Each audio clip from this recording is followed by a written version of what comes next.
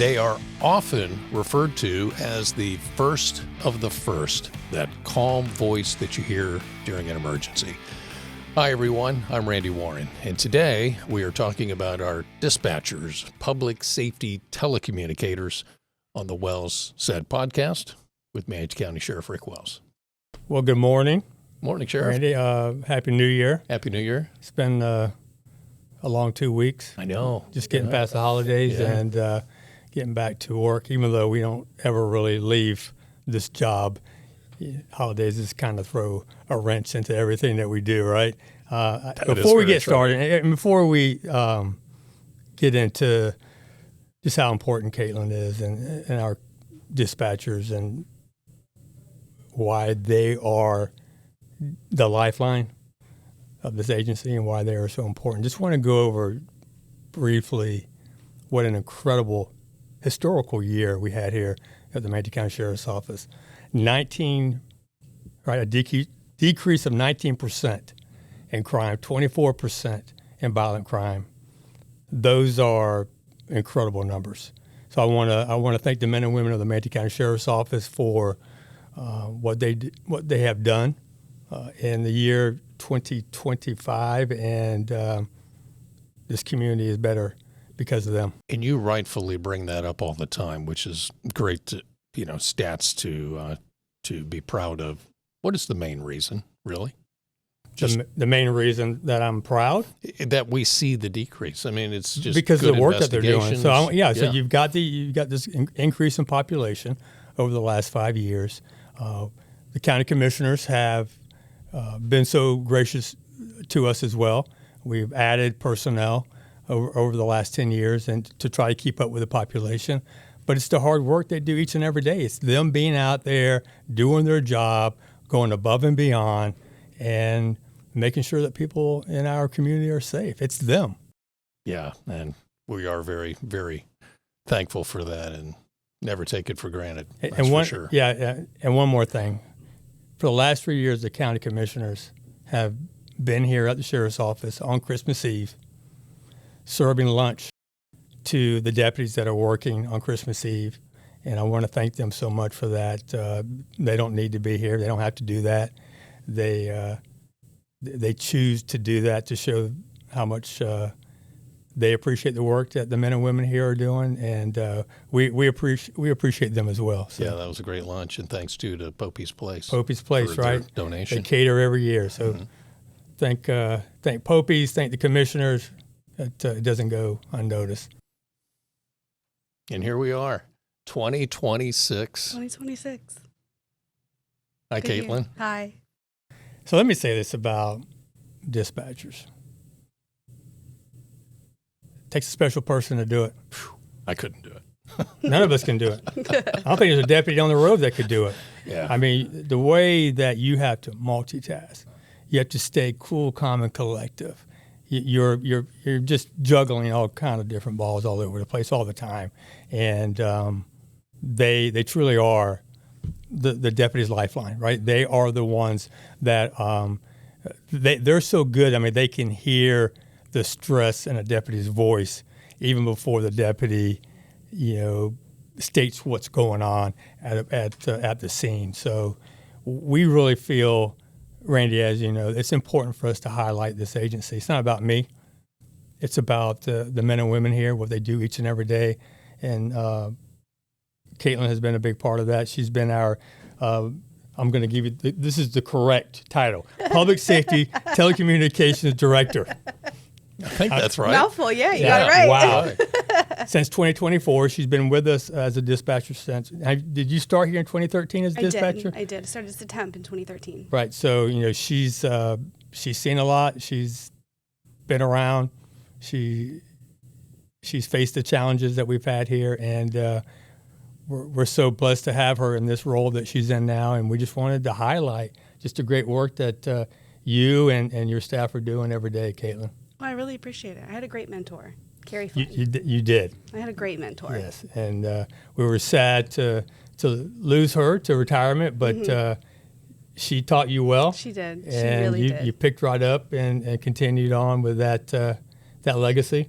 Thank you. So we're glad to have you there. So What were the biggest challenges you faced early on in your career when you first started as a dispatcher? I would say it's mainly getting through the training. I mean, just like with deputies in any other position at the sheriff's office, there's training that you have to go through, academies, and we have our own academy that we have. We have state mandated things that we have to do with our academies. And so when you first start, you have to start in the classroom learning, just the simple, we use protocols and the policies and procedures. As we know, there's a million of them at the sheriff's office. And then call taking and dispatching. I think for me, I was young, so it was kind of also gaining life experience at the same exact time as learning a job that had a little bit more weight to it. And so I would say that was probably my biggest struggle at first. I was also still in college, so I was still trying to manage writing papers and learning this job at the same time. So that was tricky, but made it through. Well, if you go back 20 years ago, a dispatcher was not required to take any testing or state exam. Yeah. Mm-hmm. That came along after a tragedy that took place down south, and then all of a sudden we have these new mandates on dispatchers, and not that that's a bad thing, but it's a lot of work to prepare you for the actual job. It is, yeah. With the Denise Amber Lee, it came from a tragedy, like you said, but it resulted in much better training for state of Florida. So do you think that prohibits a lot of people from becoming a dispatcher? I don't think so. I really don't. I think that, the past, since I've took over in 2024, I've seen an increase in younger people coming through the doors. I think they're more interested in careers nowadays. I don't think it's deterring anyone. If anything, I think it's making us feel better, like myself and then my quality assurance and my training coordinators and my supervisors, that we're providing the best service. And you mentioned earlier how hard the deputies work, and that's our biggest thing always, is the citizens and the deputies. And so I think because of those state mandates, it helps ensure that we're doing what we need to do to make sure that the citizens are safe and that the deputies are safe. So how have you kept up with the growth in your unit? How has it affected dispatchers? We have contingency plans. Mainly staffing, as you know, is a big issue for us. Right now, I'm going to knock on wood lightly. We have 3 vacancies right now, which is the best it's been in years. And a lot of that, I think, is the job market is helping people stay. But I also think that for us, handling the increase, which I brought numbers, handling the increase is just our people are really good. Our people are just, they know that when they get on the phone, they need to do what they need to do, and they need to move forward. We don't have a lot of lazy people in dispatch. They have to move quickly. I know you've mentioned before, 1,000 calls a day, and that's true. It's 1,000 calls a day. And if we're working with a skeleton crew, which for us is three call takers and then 4 radio people, you have 3 people basically taking 500 calls in 12 hours. And so they're quick. They're really quick. And so we just train our people to be quick and to be knowledgeable and to follow protocol. We use something called ProQA. It's a system that essentially makes sure that we're not missing information. I want you to get into that quickly, because oftentimes someone will call, dispatcher is asking the required question, and they're like, hey, just get a dang deputy there. Yes. Yeah. Okay? They do. Right? They do, yeah. And what do you want to tell people about that? Well, we hear it a lot. Why are you asking me all these questions? You don't need to know that. And we're like, yes, actually, we do. Yeah. Those questions are not only for the citizen's safety, but again, all of it is geared toward deputy safety. And so when we ask those questions, when we're asking for phone numbers and names and tell me exactly what happened, it's because we want those deputies to be able to walk onto scene and have an idea of what's going on. We don't ever want a deputy to feel unsafe approaching a situation. So our job as the call takers and the dispatchers is to gather as much as we can. And so to the citizens that are listening, we ask those questions because we want you to be safe and we want the deputies to be safe. We want good community engagement. And that's probably a good place to to inject here that the calls come in, explain the 911 and then how it eventually gets to the sheriff's office. Yeah, so our dispatchers. county is a little unique in the way that our 911 calls come in. And so for us, when the calls come into Manatee County, we have 911, which they take every single 911 call that comes into the system. They take fire, medical, police. They take those initial calls, and then they transfer those police calls to the correct jurisdictions. So Bradenton Police Department, Manatee County Sheriff's Office, Palmetto Police Department. And then we then take over and, again, ask some additional deputy safety questions, citizen safety questions. And so we're unique in that sense where we're considered something called a secondary PSAP. And that's essentially an answering point for the county. And we have the non-emergency line, which is a lot of our stats as well. We have people who do call the sheriff's office, non-emergency line, 941-747-3011. Right. Remember that. Yeah. No, don't call 911. We got it memorized. Unless it's an emergency. But when you do call that number, that's Randy's voice. It is. When you're holding. When you're on hold. It's my voice your in the voice beginning, call. but then Yeah. it's Randy with all his great little advertisements and recruitment techniques. You are the voice of the sheriff's office. You've reached the Manatee County Sheriff's Office. This is Sheriff Requills. That's right. Right. So there's a sense of urgency, obviously, Yes. and they're still trying to move that along as quickly as Yes. possible. And like the sheriff said, keep that person, Oh, absolutely. from being too impatient to say, okay, now I've been transferred, but you're getting Yeah. vital information so we can help them out. And the customer service, too. Yeah, right, exactly. And you brought up the officer safety side of it that probably the average citizen doesn't think about. Right. Again, what is this deputy or police officer, depending on who they're calling and which jurisdiction, what are they walking into? Right, exactly. And that's what we train our people for when they come into the academy. Our training coordinators, Kyle Evans and Farrah Dolly, a lot of their training when they're teaching them how to create these calls is think of it visually, right? If you're the deputy walking onto that scene, would you have any idea what's going on? Would you feel safe approaching that door or getting out of your vehicle? If you don't, then you need to ask some more questions. You need to get a better picture. You're listening for other voices, noises, background noises. Right. We train them to listen. And funny enough, when I used to be the training coordinator, before I was the director, I was the training coordinator, and I used to try to do things to distract people because I like to make things different and have fun. So I would blow up a balloon. And then as they were, because I would pretend to be the caller and use accents and, be funny or whatever. And I would get a balloon and I would just go like this with the balloon the whole time I'm talking because I want them to listen through things, listen over things. And sometimes I would use a bottle of water and crinkle a bottle of water. There was another time, funny story, one of my supervisors now, she was in my very first classroom. And we had too many people, so she was a background noise. And we were processing a loose farm animal, and it was a goat. And she just was going, bah, in the background the whole time. It was hilarious. But, it helps them. It helps them learn to listen for things in the background and then listen over things in the background. And it's the same thing for dispatchers. We train them to listen to a deputy's voice or to listen to the background. I've had my own experiences where actually Deputy Hobbs was in West 40 one night, and he keyed up on something called a mic click. He didn't say anything, but I could hear something going on in the background. It sounded like rustling. And I was like, that's suspicious. And then he keyed up again, and I felt like I could hear gravel. And I was like, we're not doing this. And I went signal 100, which is something that's called restricted radio traffic, so that he had the line to himself, and he still wasn't talking. We ended up getting there. He was wrestling with a naked person out in West 40.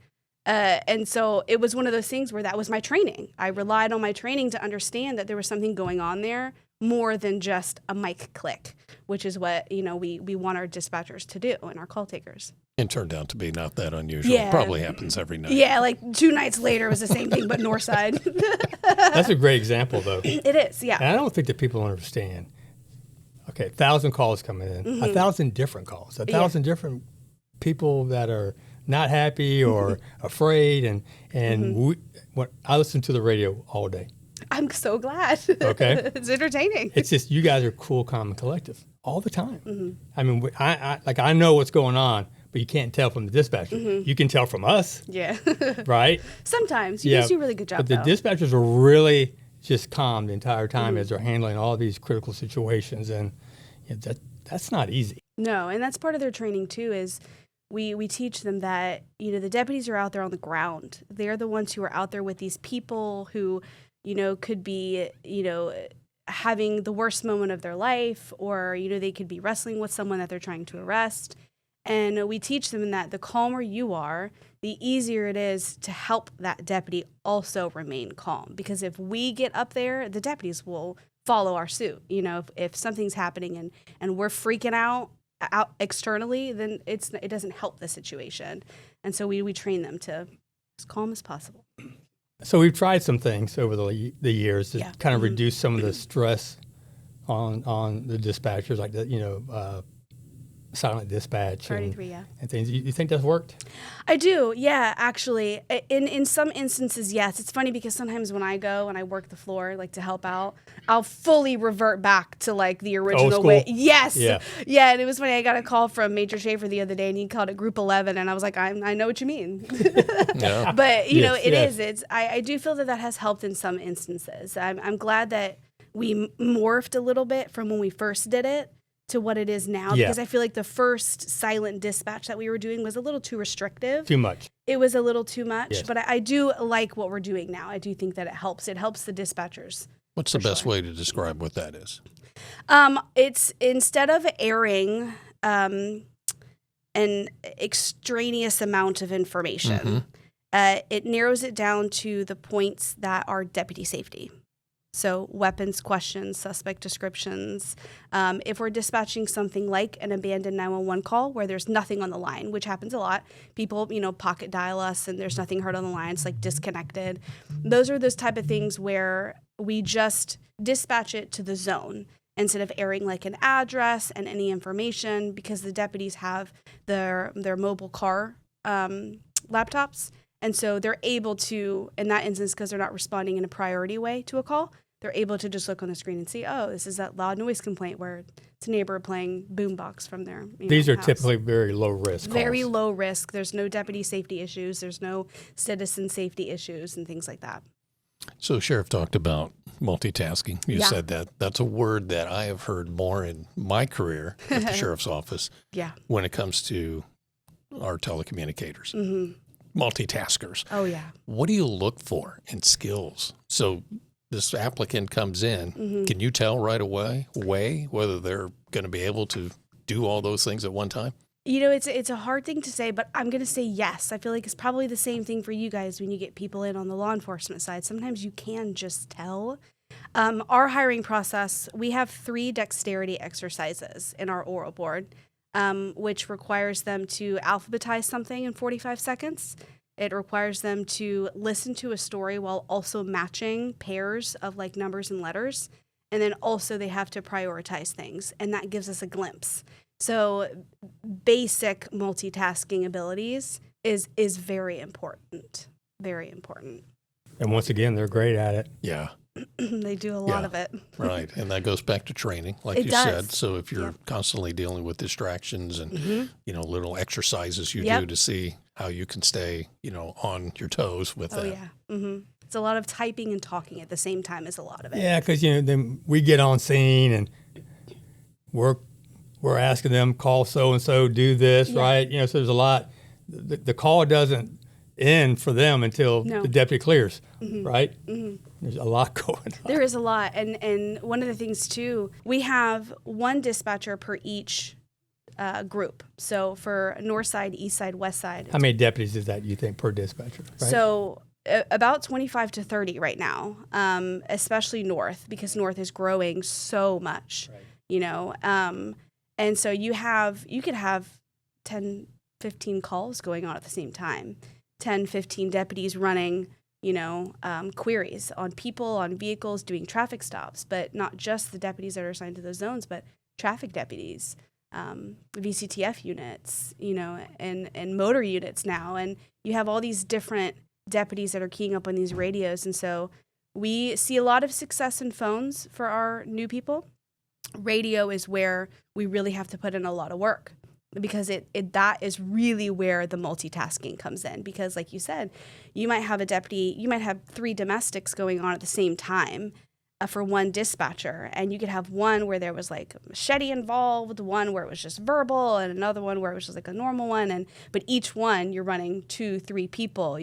They're getting on scene and they're wanting to run a tag on a vehicle to make sure that person's who they say they are, and and sometimes there's a weapon there, so they run a serial number, and then maybe they ask for a phone call to be made. So there's a lot of different pieces that go into it, and a lot of work for one person.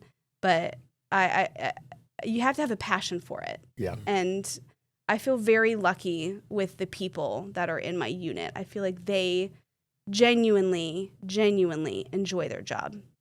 You have to. You have to. Because we have some longevity here. We do, yes. And for a job like that, you have to come to work every day. You have to really love what you're doing. Yeah. Because you can't fake it. No. You won't last. You will not last. No. And it's a brutal truth, but it's true. Yeah.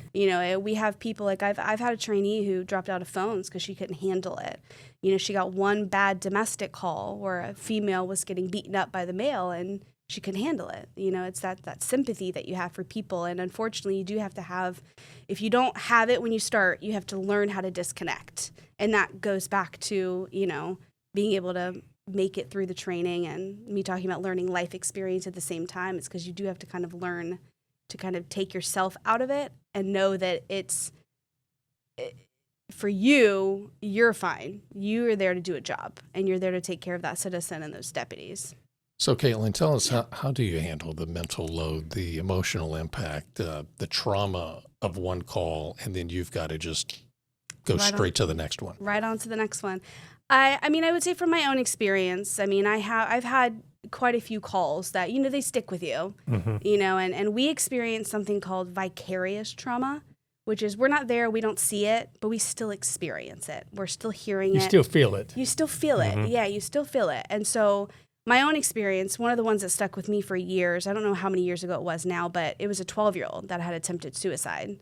And I was talking to her, and that's rough. That's a 12-year-old, and that's hard. That's a hard pill to swallow. And, you finish that call, and I remember the very next one, which is on normal trespass at Wawa, but you just got to move on. And it's harder for some people, but again, a lot of it is you do kind of harden yourself a little bit to the situations, and you have to understand that in order to do the job, you do have to be able to accept it for what it is and then move forward. We do have a lot more discussions as an agency, as a profession, more so now than 20 years ago, 40 years ago when I started. In regards to that, we forget that mental stress is the same for dispatchers as it is for deputies. So there's a lot more discussions about making sure that they're taken care of. We do a lot of work on the law enforcement side with peer support, and we have to have that same thought process with dispatchers as well, with anyone connected to the agency, because they may not be directly involved, but they're all involved in some way. They're seeing what's happening. They are, even if they're just out there directing traffic, they're involved in this call, this traumatic call. So we do a lot better job now than we did. When I first started, it was just suck it up, buttercup, and go. That's how we didn't talk about it. Sure. And just move on. And you saw the turnover and people that transferred out of there. Yes, exactly. Yeah. And we're seeing a little bit more retention. And I do think a lot of it has to do with we now have a good peer support section. We have, part of our administration is part of that. And I think that that's helpful. But also I think it is just this day and age where people are just more open with the fact that it is and can be traumatizing. And we're just more casual in the way that we're like, hey, like, do you need help? Is this something that you need to talk about? We're not afraid to discuss it. Yeah, we're not afraid to discuss it anymore. We're saying, hey, that sucked. Let's talk about it. Yeah, what do you need from me? So with all the resources today, and the sheriff and I, we always talk about back in the old days and compare how it used to be. Has technology made the job easier? Better? Yeah, I think so. Yeah, I'm terrified of AI that's coming up because I'm like, oh God, what is it going to entail? I am What is too, it but gonna look like? I don't understand it. When they start taking the calls. I know, yeah. You can never replace a real dispatcher call true. taker. Very true. Yeah. I do think so, yeah. We have Next Gen 911, and we now have like the text to 911. So for citizens who are listening and they don't know, you can text 911 and you'll get an operator and you'll get someone to your house. So in those instances where you're maybe in a situation where you can't speak freely, you can text 911, get someone there. And so we have that now, which is, I think, a plus. The only time it's really frustrating is when someone just sends an address and they don't send any additional information because, again, it all stems to deputy safety. So sometimes if you just text an address and nothing else, we're sending deputies into a legitimately unknown situation where we're like, Right. okay, everyone be on their toes because we don't know what's going on here. But text 911 is a big one. But same with our radios. We updated our portables and our radios, and our phone system is really good. And we have, good agreements with Sarasota Sheriff's Office as well. So 911 calls, and if one of our agencies is inundated, those calls are still going to be taken. They're going to be sent to the other agency while we handle things like an active shooter event. We have all these contingency plans in place, and part of that is due to the technology. You guys are physically over in the Public Safety Center, and so you see other people. Yes. You're able to work with EMS, fire, and those relationships are important as well. They are very important, yeah. We work directly in the same room as 911. So, and Bradenton Police Department's dispatch is also up there in that room with us. And so that's kind of new, right? It is, yeah. I think it's maybe been two or 3 years, maybe not Right, even that. because they used to be in their own building. Yeah, they were. Yeah, and that's their backup center now. But yeah, there's 3 dispatch centers up there, and we see each other daily, which is really good. Yeah. If we have an issue with each other or something going on with a call, it's knock, knock, knock. Hey, let's talk about this call. No, that's important. It is very important. Yeah, the interpersonal. So once you go over some of your numbers. Okay, so I brought stuff because, I'm a dispatcher, so I'm type A, so I got to bring stuff. Go over all your stuff. Let's hear it. Okay, so this is something, Carrie Flynn, again, love her to death. This is a kind of a comparison report. So, you talk about the 1,000 calls a day, which this essentially is that. It shows just how many calls we take monthly. So you can see the increase around like the summertime. So in July, we had 32,521 calls come in. And then in February, which is a shorter month, 26,000. So for the year total, we had 359,016 calls that came into our sheriff's office. Over the last 3 years, we've seen an 8.3 increase in the amount of calls, which means more people are calling. They're calling about the things that are going on in our county, and that's probably part of the reason why we're seeing a decrease as well. And then the on views, which is, deputies that sign out on calls and the different things that we make, like when we create screens and things like that, 544,423. And that's what we don't talk about enough. We talk about calls for service, what's coming in, but we don't talk about, deputy initiated, right, contact. We don't talk about that. That's substantial. Yeah. It is, yeah. Like you said, driving down you're the dealing street. with that at the same time that you're actually on a call. Yes, yeah.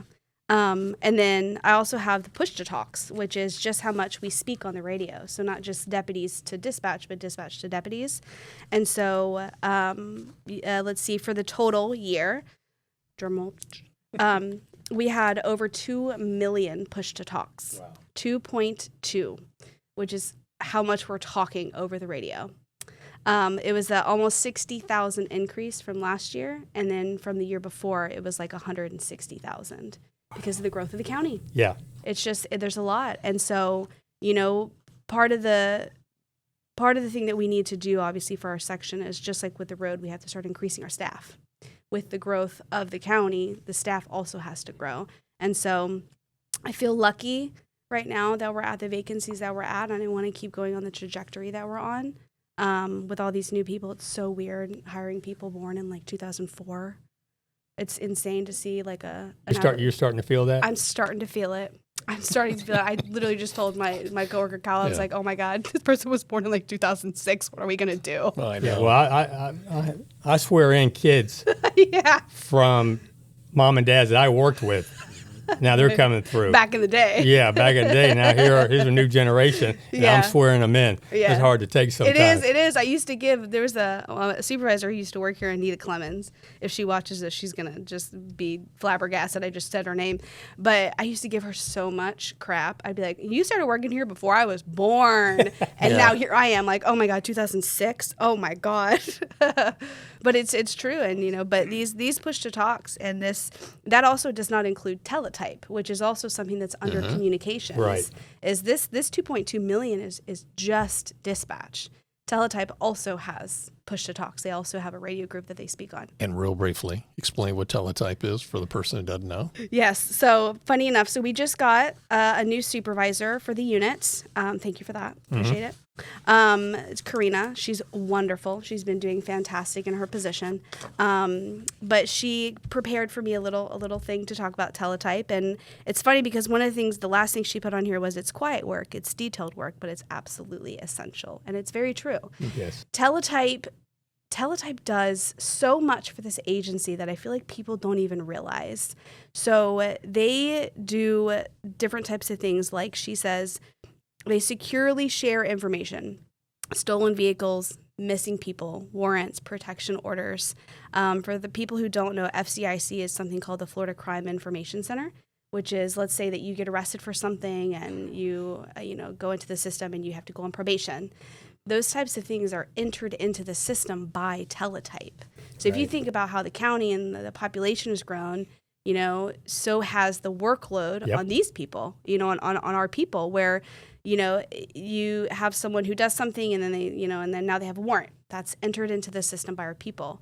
And they have to be so accurate, because this isn't just something for Florida, because it's also something that gets sent to the NCIC, which is the National Crime Information Center.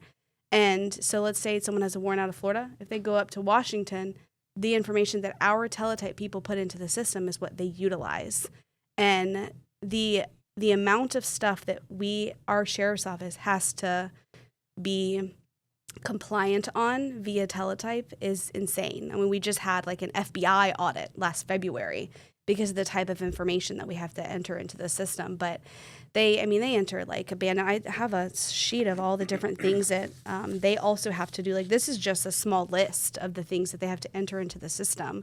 It's things like abandoned vehicles people don't think about. Right. That's something that teletype does. Sending bolos out when, let's say that someone passes away in our county and we have to make a notification to next of kin out of state. Teletype does that. They send out a teletype to that agency so that agency then sends a deputy out to do that. They have a radio group where deputies, if there's something like a criminal history or, they're out with a stolen vehicle and they need to put it in the system or take it out of the system, that's teletype. They keep on the radio and they talk to teletype. And, it's a small unit. But a lot of work. A lot of work. And they are so underappreciated. Yeah. They really, really are. And they're a good group of people. They're smart. They're quick. You want to talk dispatchers type A? I have never seen a group of people more type A in my life. They are so type A, but it's necessary. The amount of validations that they have to do, because they do 3 steps of validation. Because again, it's the sheriff's office that has to be compliant, and it's teletype's responsibility to make that happen. And so when they enter all this big list of stuff into the system. That's an incredible amount of responsibility. Oh, yeah. They can't mess up. They cannot mess up. That's why we have 3 steps of validation. So you have someone who enters it, you have someone who validates it, someone who validates it again, and then you have a final validation. And it's, again, to ensure that our information is correct, because just like everything else, we want to look good, right? We're the Manatee County Sheriff's Office. So I see it as a way to make sure that our information that we put out and we take out is good, and it's done well. And I have every faith in this unit that they get it done and they do it well. Every time we've had an audit, it might be something minor here or minor here, but they always do a absolutely fantastic job. But those audits are complex too. Complex. I mean, they are 40 going through pages. everything. Yeah. Wow. In that unit. And that's the discussion I have with the commissioners when we're talking. Everybody looks at the deputies on the road and the population and us increasing deputies. which is justified. We need to, right? Yeah. They are the meat and potatoes of the agency, right? But every other unit within the agency is also taking on more and more because of the population growth. Because what if the deputies are doing more, that means it's going uphill. Everybody else is catching that workload. So, and they understand that. And sometimes, we just have to show them with those numbers how much work we're doing. Yeah. I used to hate math, but I love numbers now. So let me ask you a question. If you're going to tell the public, just how important your unit is and the people that work there, how would you describe them? We are all human beings. We're all human beings, and the people that come in and day out, not only in dispatch but in teletype, I mentioned it earlier, but they really do love what they do, and part of it is, we get new people that come in, and it's a way to make a difference, in your community, and the type of people that we have in our section at the Sheriff's Office in communication are just the best, and it's a family. We get along sometimes we don't get along, but it is a family. Right. We take care of each other, and they're hardworking people, and we like to have fun. I love to laugh, and so I appreciate that they also love to laugh, and we like to make a lot of jokes with each other, but at the end of the day, they are a very important piece to the Sheriff's Office, and a very important piece to you guys, the deputies, and a very important piece to the citizens. And, when we talk to you guys, sometimes we talked about it earlier, we could have just talked to somebody who wanted to commit suicide, and they talked them off the ledge. And, I've had conversations with people who didn't want to give me an address, and I had to talk to them for 45 minutes about suicide. And then the very next call you take is, my neighbor's playing loud bass music from their car. Hey, that's a big deal. It is a big deal. In Randy's neighborhood. Randy's neighborhood, yeah, of course. Over there. You know how many times I've been told to turn it down, Randy? He's playing a real bass. Making a difference, and probably don't even realize all the people that you have had an impact on in some even small way. That's probably really rewarding. It is very rewarding. It's funny because when I first started, I didn't know what I wanted to do. I was still in college. I was still kind of making my decisions and figuring out what I wanted to do. But I fell in love with the atmosphere of the Sheriff's Office. I said, okay, I like this. This is all right. I'm going to write it out a little bit. Yeah. And then I started training. And that's when I really fell in love with dispatch. And I really saw how important the job was because I started teaching it. And it was really nice to kind of see it from that viewpoint of like, this is really an important job.